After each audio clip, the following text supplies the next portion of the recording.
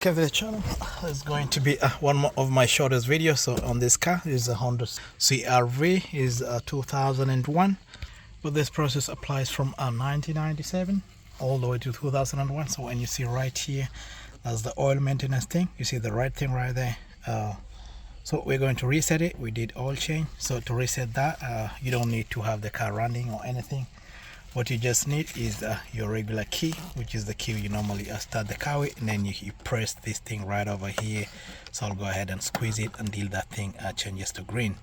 So 3 seconds, and then that's it. So you guys can see the color is changed. So let me just bring it closer. You see that color right there is green right now. So so next time when it's red, you just press that thing and then it turns to green, and that's how we reset our oil service.